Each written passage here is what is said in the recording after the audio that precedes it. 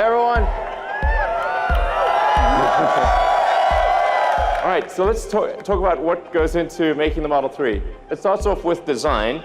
We aimed for something that was a very simple, clean design because the cars will be increasingly autonomous. So you won't really need to look at an instrument panel all that often. You'll be able to do whatever you want. You'll be able to watch a movie, talk to friends, go to sleep.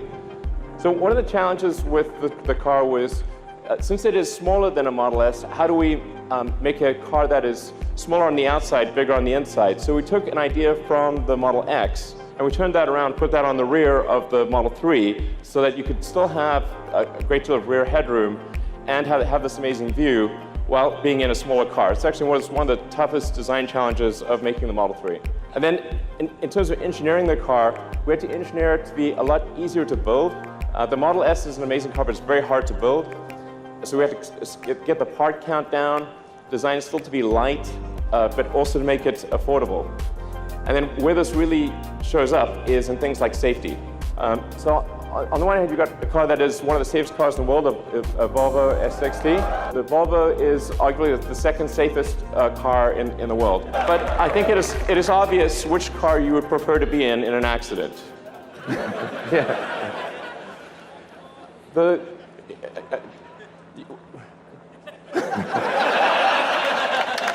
A frequent question I get asked, I noticed it popping up on Twitter quite a lot.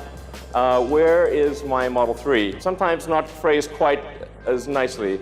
In terms of production, the thing that's going to be the major challenge for us over the next 6 to 9 months is how do we build a huge number of cars. Frankly, we're going to be in production hell. Welcome. Welcome to production hell. We're building the cars as fast as we can. When you have 10,000 unique items in a vehicle or any object, any one of them can slow down the production process. So the production rate will move as fast as the slowest and least luckiest component in the whole mix. So we've got giant factory making battery packs and powertrains, giant factory making cars, and giant supply chain. And so all of those have to work together in cadence in order to get to our initial target of 5,000 cars a week, and then hopefully by the end of next year towards 10,000 cars a week. You're probably wondering, okay, will I be able to charge my car? Well, this is like probably the second most common question I get on Twitter, like, the supercharger is full, what is wrong with you?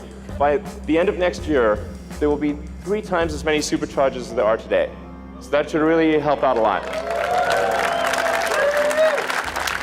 Okay, so let's talk about the specs for the Model 3. There are 2 main variants. There's the standard and long range. The standard, well, is going to be $35,000 for a 220-mile range. It's going to be a fast car. So the acceleration will still be well under 6 seconds, 130 mile an hour top speed. And then you can also get the long-range one, which will have a range of 310 miles and be about roughly 5 seconds 0 to 60, 140 mile an hour top speed. So it's going to be a really great car. I think you will not be able to find a better car, gasoline or electric, in that price range that is anywhere near as great. So let's hand over some cars. We have the first 30 production cars here being charged right now, right there. Those are actual owners getting actual production cars. To give you a sense, if you order a Model 3 now, you'll probably get it towards the end of next year.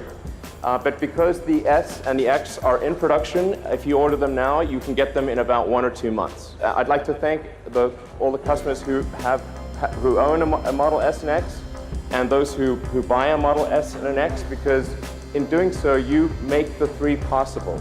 The money that we make with an S and X all goes into building Model 3. So thank you for doing that.